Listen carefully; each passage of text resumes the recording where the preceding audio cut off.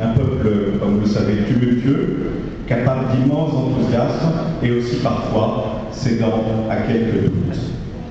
Récemment encore, beaucoup annonçaient le déclin de notre pays. Pour le regretter, bien entendu, mais aussi parfois pour, non pas s'en réjouir, mais avec quelques magnanimité, dire que la France n'était plus ce qu'elle était. Beaucoup pensaient que notre avenir était bouché. Et pourtant, quelle énergie, quelle confiance en l'avenir qui sont démontrées par le plus haut taux de fécondité en Europe, je vous le rappelle, par le rythme de création d'entreprises, 1 million d'entreprises créées en France en 5 ans, par les flux d'investissement absolument considérables qui traversent notre pays. Aujourd'hui, contrairement à ce qu'on croit encore trop souvent, et parfois même ici aux États-Unis, la France est bien l'un des pays les plus dynamiques et les plus ouverts sur le monde. Cette énergie, ce dynamisme de notre pays, on en voit la manifestation, ça doit dire éclatante ici, en Amérique du Nord, en Californie. Les Français, vous, mesdames et messieurs, il y êtes plus nombreux que jamais. Il y a plus de 400 filiales de grandes entreprises, petites et grandes françaises, qui emploient plus de 50 000 personnes, rien qu'en Californie. Cette énergie et ce dynamisme, j'en suis d'une certaine manière le témoin chaque jour, au sein de l'équipe du Consulat général, dont chaque membre, je crois, donne le meilleur de lui-même. Permettez-moi en tout cas de remercier et de féliciter tous mes collaborateurs, notamment bien sûr ceux qui sont en partance pour quelque autre pays ou pour le retour vers la France, et aussi, par avance, ceux qui vont nous rejoindre à partir de la rentrée et que vous apprendrez à connaître. Je vois également un dynamisme impressionnant et une grande disponibilité parmi ceux qui représentent et qui fédèrent notre communauté française.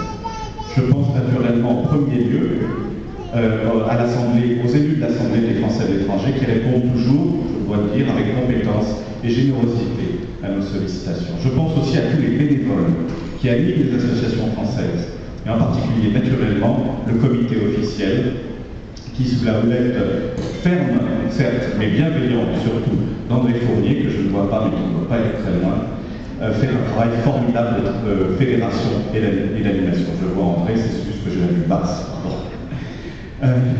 Je pense évidemment au personnel des 2 lycées franco-américains de la ville de San Francisco. Je pense enfin à nos grands professionnels de la restauration et de la gastronomie, que je veux ici remercier beaucoup pour leur générosité, notamment Pascal Rigaud de la Volange et Henri Appuyade, avec qui j'ai discuté longuement tout à l'heure et qui fête cette année ses 80 ans. Et bien sûr encore, s'agissant de professionnels de la restauration, André Fournier. Mes très chers amis, ce 14 juillet m'offre l'opportunité de m'adresser pour la première fois à l'ensemble de la communauté française depuis 11 mois maintenant que nous sommes arrivés à San Francisco. Cette année a été riche en événements, en bonheur, y compris d'ailleurs à titre personnel avec la naissance d'une 4e petite fille et aussi en expériences nouvelles.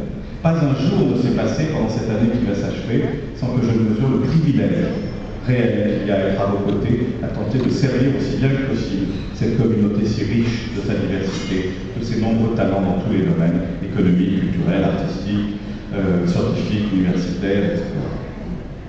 Le 14 juillet, c'est le jour de tous les Français, où qu'ils soient dans le monde, quelles que soient leurs origines. C'est le moment où nous nous réunissons tous pour fêter la République et pour réfléchir à ces valeurs qui sont notre bien commun, cette liberté que nous chérissons, cette fraternité qui est si décisive, notamment dans le cadre d'une communauté expatriée, et évidemment la solidarité qui est notre ardente obligation. Ces valeurs, je vous le rappelle, ce sont aussi celles des États-Unis, notre pays de passage de l'adoption. Peut-être ici la liberté est-elle une valeur encore plus centrale qu'en France, mais il s'agit de nuances et non de différences fondamentales. Nos valeurs sont communes. Ces derniers mois, je dois le dire, le rapprochement entre nos 2 pays est indéniable. Nous ne pouvons tous que nous en féliciter.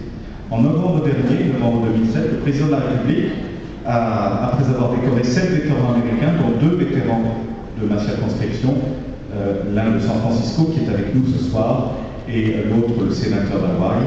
Donc après avoir décoré 7 vétérans, le président s'est adressé au Congrès des États-Unis, à Washington. J'ai eu la chance, avec quelques collègues généraux d'y assister. Ce fut, je dois le dire, un moment privilégié et même un moment clé dans l'histoire de la relation, parfois tumultueuse, entre nos 2 pays.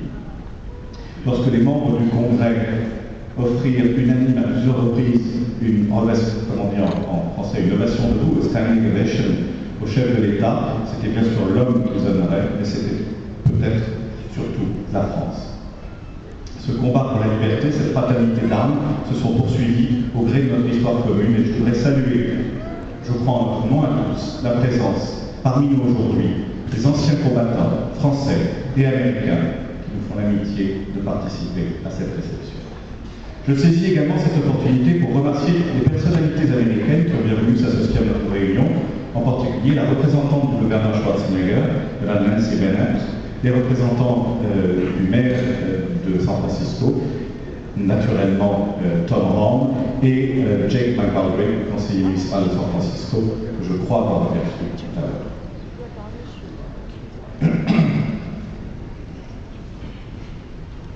Et puis, naturellement, vous vous y attendez sans doute, puisque depuis le 1er juillet, je suis le représentant dans cette circonscription, sous l'autorité de l'ambassadeur de l'État qui a l'honneur de présider l'Union européenne, je ne peux pas ne pas vous parler un tout petit peu d'Europe.